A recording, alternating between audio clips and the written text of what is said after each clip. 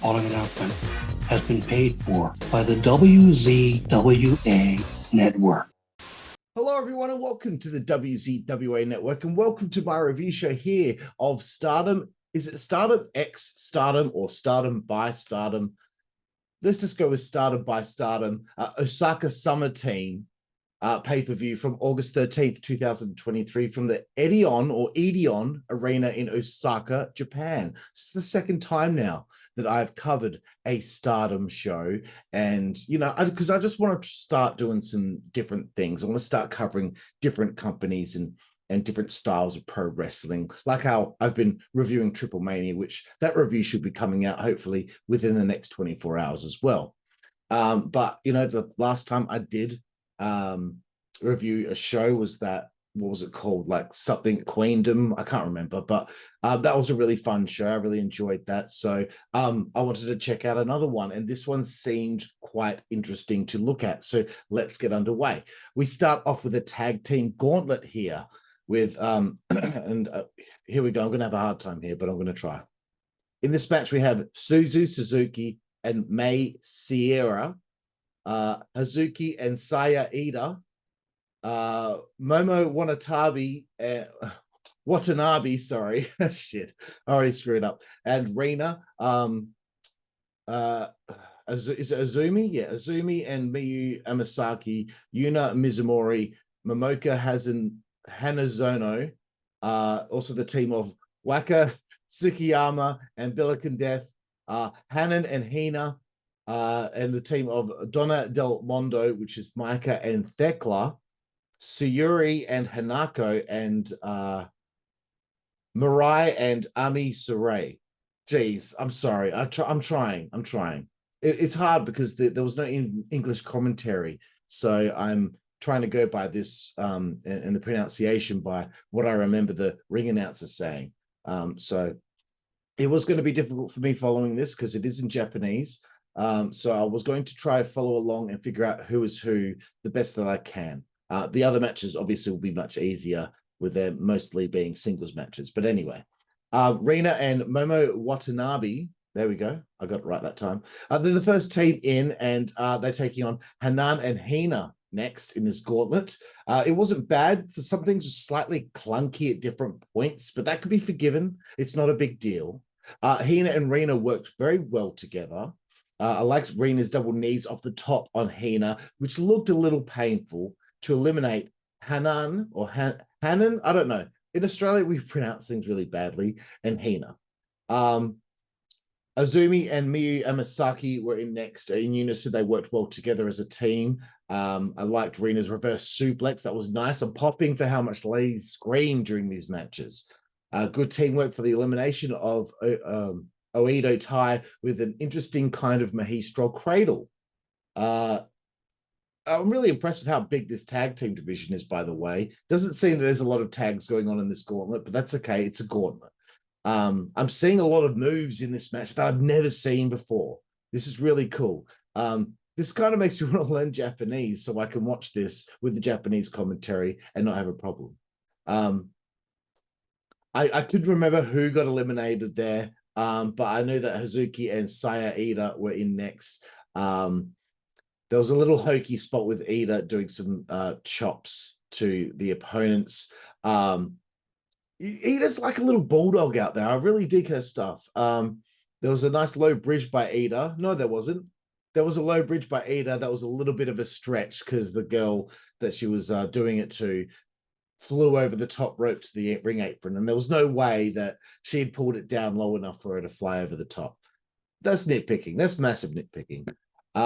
But anyway, both teams got counted out, I believe. Yeah, both teams got counted out. That's realistic in something like this and a good way to keep things flowing, get two more teams out there, because this did go a long time. Yuna Mizumori and Momoka Hanazono were in next. They were definitely the cutest team by far. Sayuri and Hanako joined them. Some tests of strength in an electric chair with the two little ladies. I thought that was kind of funny. A test of strength against the tall lady standing on her own. They were very entertaining too, also a little irritating, which was great. The elimination That again was something I'd never seen before. I don't even know what the hell that was. It was really, really interesting. Waka Tsukiyama and Billiken Death were in next. They turned this into some ha-ha, a bit of comedy. And it was a little silly, I have to say that. Billiken eliminates Yuna after she's hit in the head with what appeared to be a baby rattle. Suzu Suzuki and Mei Sierra are in next. And I'm like, please tell me this is nearly the end. It's not like this match was bad or anything. It was just going a little bit long. More pins and transitions that I've never seen before with Tsukiyama and Billiken Death getting eliminated. Donna Del Mondo, the next team we're in, that is Micah and Thekla. I like Micah's attitude, and Thekla is cool too. I really wanted them to win because I liked their style. Micah with a double Samoan was very impressive. Thekla, as expected from when I saw her walk out there, I was like, I knew she was going to be polished. She was confident in her movement. She really was a standout for me in this matchup, and I'd really like to see her work a singles match at some point soon. Great near fall with the victory roll reversals. But in the end, a finisher was hit on Thekla, I believe. Can't remember who hit the finisher, but it was really a really cool move. Anyway, let's move forward. I did do some research before this to find out what the build-up to all of these matches were. And the next match is a match for their 5-star Grand Prix, which is kind of like a tournament format where, you know, you get several opportunities to pick up wins along the way. I'm not going to explain what that is because I still don't quite understand it, but it's kind of like a league in a way. So this matchup is with Natsuko, Tora, and Starlight Kid. From what I read, Natsuko Tora has been a force so far in the tournament. She got a key win over Sayuri, and she's added a number of elements from her former Oedo Thai leader, Kagetsu, that have brought her to a new level of success, apparently. So thank you to this person that wrote a little preview for this show. I'm sorry I didn't write down your name. But she's become quite the dangerous competitor. Starlight Kid in this Grand Prix is 0-2 so far. So she's not in danger yet, but she needs to get a win. So this is a must-win scenario for her. So I thought it was going to be an interesting pairing. Tora has a very cool presentation for her entrance. Starlight comes out firing on all cylinders. They're brawling through the crowd as the match begins. She's showing desperation. She's 0-2 in this Grand Prix. Big superplex from Starlight, who's looking like the potential winner here. She misses a moonsault and then gets whacked with the cane. And then there's a driver by Natsuko that was great. Referee's count, though, kind of gives away that it's a 2 count sometimes in Stardom, just saying. There was a ref bump that was really piss weak and seemed unnecessary. Near fall from a moonsault from Starlight Kid. And I have to say, man, this is hard to review because I feel like I'm just doing a blow-by-blow account rather than giving opinions. It's kind of hard reviewing Japanese pro wrestling, to be perfectly honest. It's easier to review things that have story and all of that, but a lot of these are just matches because they're having matches. You know, it's just the competitive nature of Japanese pro wrestling. But they build the drama really well in this. I thought after that wicked Bossman slam by Tora, that the match should finish quite soon after that. Starlight hits a Hurricane Rana into a pin for a big victory, and I thought that was a very good match. Let's move forward. High Speed Championship on the line. Saki Kashima takes on Koguma or Kojuma. I'm going to go with Koguma. Saki Kashima is defending the High Speed Championship for the first time since winning it, and her handpicked opponent is Koguma. Apparently, Mei Sierra has asked twice for a title shot, and Kashima refuses, so she's given someone else an opportunity. I kind of pop at that. That's cool. I didn't know what a high-speed championship meant. I guess it's like a cruiserweight title. It's for people that are, or performers that are fast-paced and high-flying. I have to say, Saki Kashima is cute, bro. Cute. I like the beginning where Koguma couldn't catch her. She finally does, hits a DDT. She's overpowering her. She's using her weight and size advantage. So this is some good stuff. A nice back and forth with the pin attempts. The commentators were getting very excited by it. I really loved it. I think my favorite part of the match was Kashima hitting this wicked palm thrust to the skull. A palm thrust, really.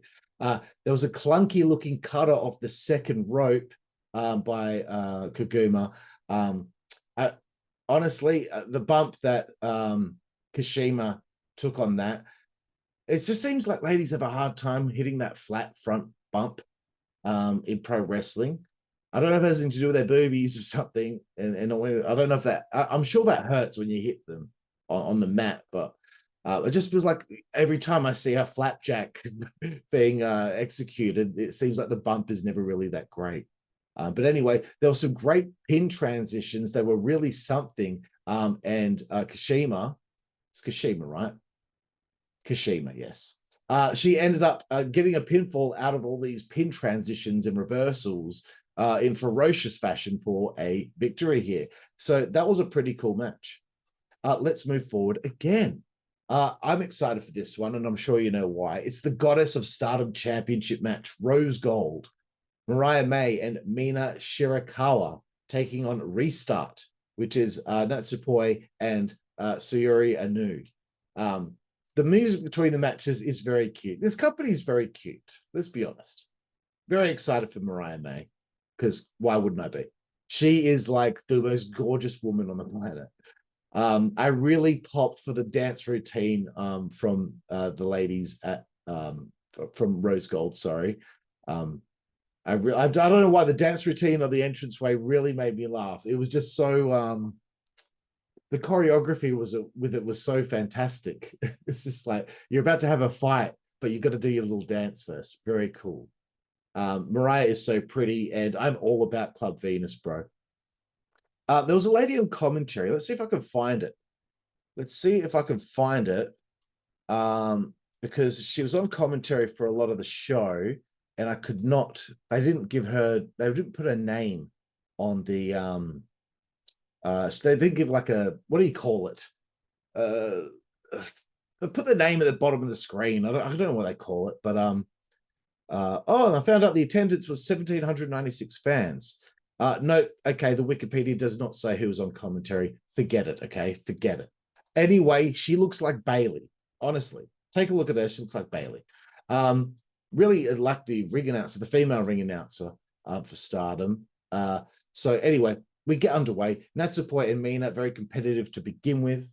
Mariah and Sayori, they stroke each other's faces when they get tagged in, and then they slap the shit out of each other. I thought that was pretty cool. I thought that the tag work from Rose Gold was really cool. The heels were doing a good job building their heat for the comeback. Mina hit this sick backhand at one stage.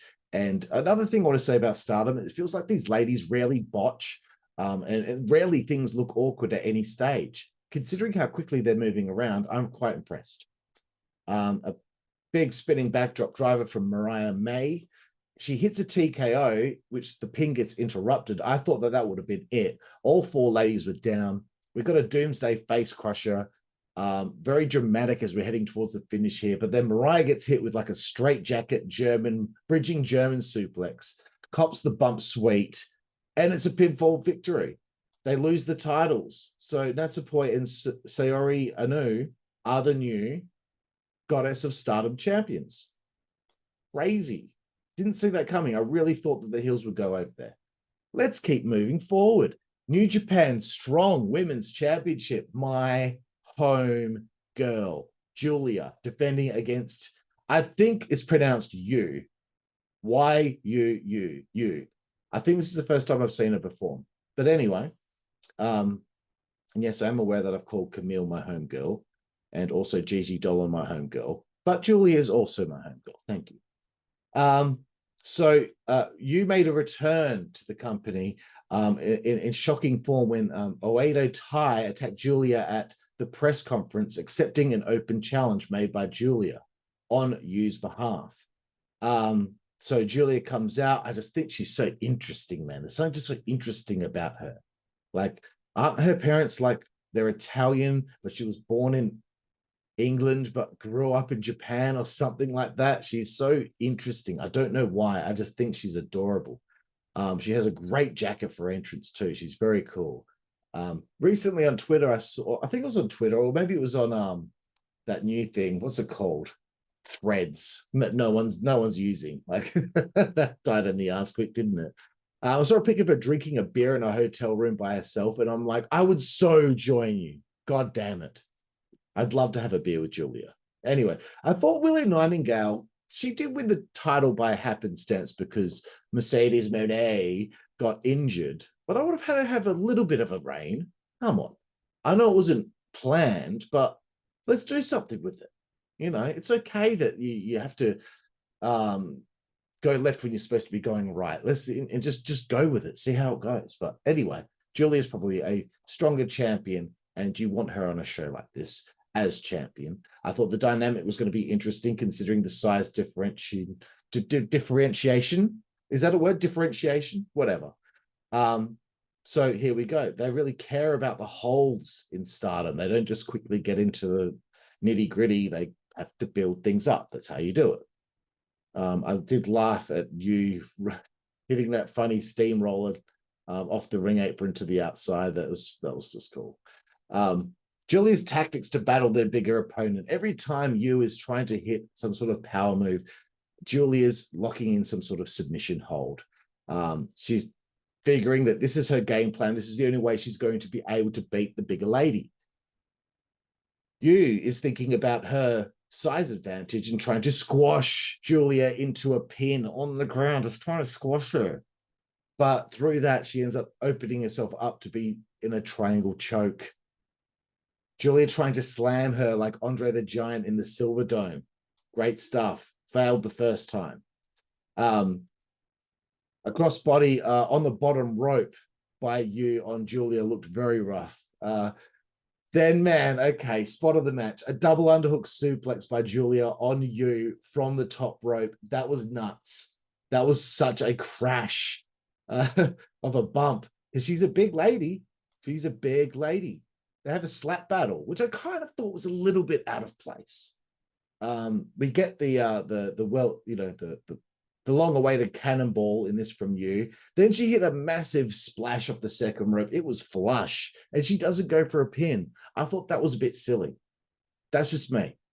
But maybe the story is that she's in her own head and she wants to hit another move to finish this off because she's going for a last ride. It gets reversed into a sunset flip, near fall from Giulia. Then Giulia manages to lock in a submission and Yu submits. Giulia retains the championship. Very good match. And Deonna and Giselle Shaw end up on the screen and they challenge Giulia for the Multiverse United show, which I believe is next week. And I will be covering that too. So we'll see how that goes. I would have personally preferred nothing against Giselle because I think Giselle's improved quite a lot. But I would love to just see Deonna versus Giulia one-on-one. That would have been really cool. You know me, I don't like multi-person matches. It gets so boring sometimes. I'm over it. Let's move forward. 2 to go here. IWGP Women's Championship, Mayu Iwatani taking on Utami Hayashishita. I'm doing really good with some of the pronunciation here. I've seen Hayashishita before at the last show. I'm sure Iwatani was on the show too. It was a while ago now. So this is her first IWGP Women's Championship defense since defeating Mercedes Monet, who I don't understand. I don't know if she thinks that she's like really reinvented herself and she's made herself a bigger star since leaving WWE, because I think all it's really proven is that they don't actually need her over there. And I'm not bagging on her. I think she's great, but I don't know, man. I don't know. They exchange holds to begin. Mayu with some great athleticism, hopping on the top rope, jumping on the ropes like all over the place, kind of like Commander and how he does it. Although he's really annoying when he does it. There's a dive to the outside, and I don't like the catching of the dives with the ladies those ladies at ringside. I guess they're trainees or whatever. I'm going to talk about that a little bit later. There's a dragon suplex on the ring apron by Iwatani on Hayashishita, which was nuts. Jesus Christ, girls, you're going to break your neck. These girls are just so flexible that it just doesn't seem like it's like they're made of rubber over there in Stardom. Mayu with a sick running kick to the corner. It was so snug. She hit a hurricane run off the top rope. I thought the match was okay, but lacking in some kind of story or psychology to pick up on. Big time froggy, 2 count. We get some back and forth here. Dragon suplex by, man, I keep forgetting the names. Iwatani. But then she cops a German and then another German. And then, or was it the other way around? No. And then Utami, oh my God, man, this is a mess. Hits a bridging German for a 2 count. I'm like, man, they really like long matches in this company, don't they? I know. This is what Japanese wrestling's like. It's a title match. I get it. Raises edge attempt, Hurricane Rana reversal, close fall. It's kicking into high gear here. This is my favorite part. Seems like the end of these matches always, become quite exciting. I can't believe Iwatani hitting that poison Rana off the top rope. She's on the top rope. She jumps backwards. She jumps backwards with her opponent behind her and manages to hook onto a poison Rana into a pin and gets the pinfall victory. Insane, dude. Insane. That was probably spot of the show. Although you being a double underhook suplex off the top rope by Giulia is pretty close as well. But great ending to the match. I just wasn't too sure about the build towards the finish, or the build towards the part where we started to get towards the finish. Whatever. Anyway, let's get to the main event of the evening here, the World of Stardom Championship. Tam Nakano, not Nakano, like Bull Nakano. I remember that they called her Tam Nakano. She's the champion. She's defending against this Amazon, Megan Bayne. I've never heard of Megan Bayne, but immediately I thought to myself, she reminds me of Camille. She's a big lady and she's very beautiful. There was a fight at their press conference. It makes me laugh, man. She's beating the shit out of the champion. There's no security. They're just letting this happen. I mean, I don't even know if they had like fake press in the room, if it's a pretend press conference. But either way, I find it funny that she's just beating the crap out of the champion and no one's doing anything about it. So we've got our typical David versus Goliath battle here. I thought it was going to be interesting. I really thought the whole time, like Megan and Camille, imagine the NWA World Women's Champion Camille, imagine they came into WWE as a duo. Oh man, that would be wicked. We haven't seen anything like that in a while with the women over there. Anyway, Megan was doing great with her badass powerhouse stuff, her shtick. Probably spot of the match was when she hit a military press on Tam to the outside. I don't know. We didn't actually get to see the bump. So I have my suspicions. Was there a mattress on the outside when she landed? Because it sounded like she might have landed on a mattress and they didn't show an instant replay of the bump. Just saying. It's okay. All right. I am nitpicking, but man, I would have loved to have seen it if it was an actual bump. So anyway, she was just wasting Tam early on here, but Tam started fighting back thanks to her quickness, which is what she would have to rely on. So the psychology is there. Of course, there's a ring post spot. We all know about the ring post spot. That is the kryptonite for big wrestlers. Not only that, the ring stairs as well, usually.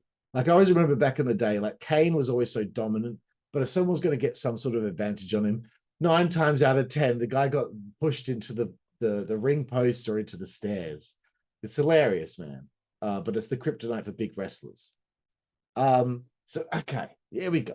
This is my complaint. Tam does a crossbody off the top rope to the outside, and they have like all these ladies at ringside catching the back of Megan and Tam as she comes down for that crossbody.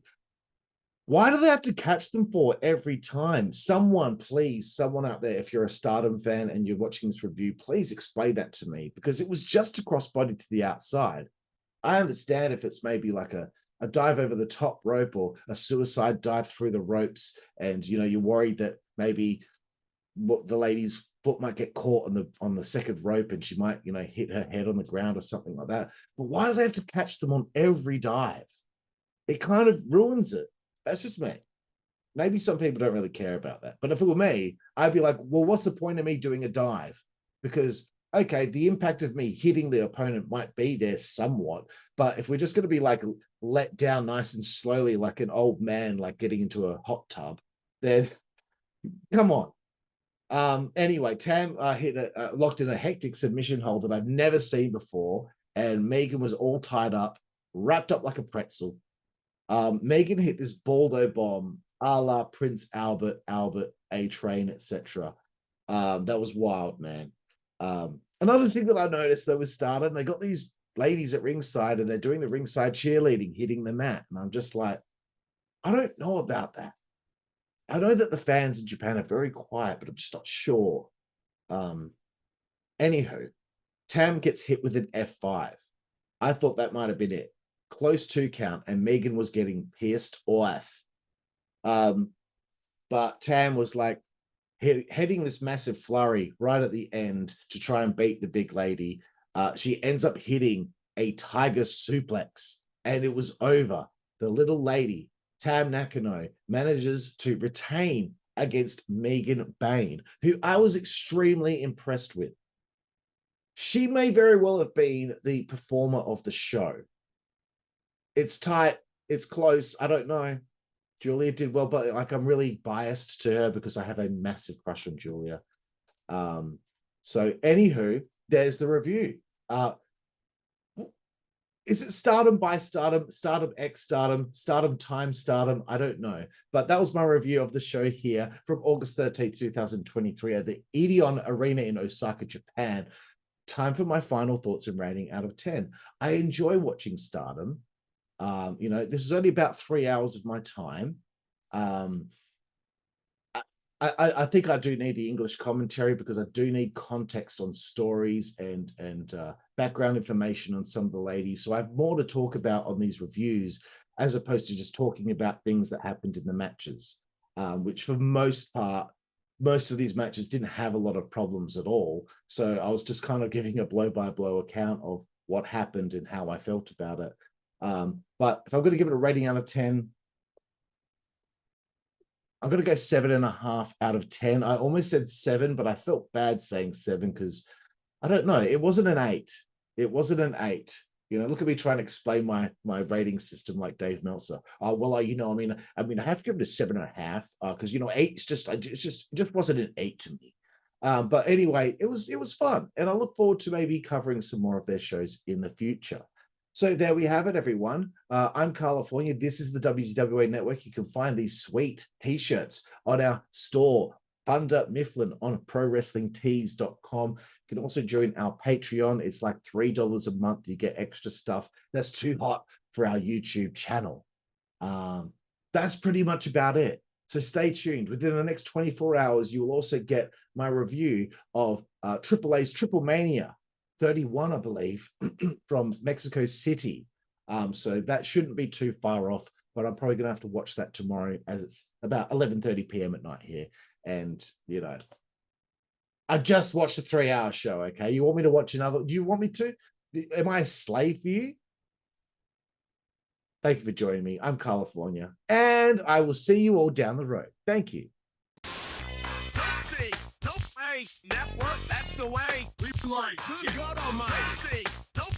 Network, that's the way we play. Get puppies. Network, that's the way we play. Get. The following announcement has been paid for by the WZWA Network.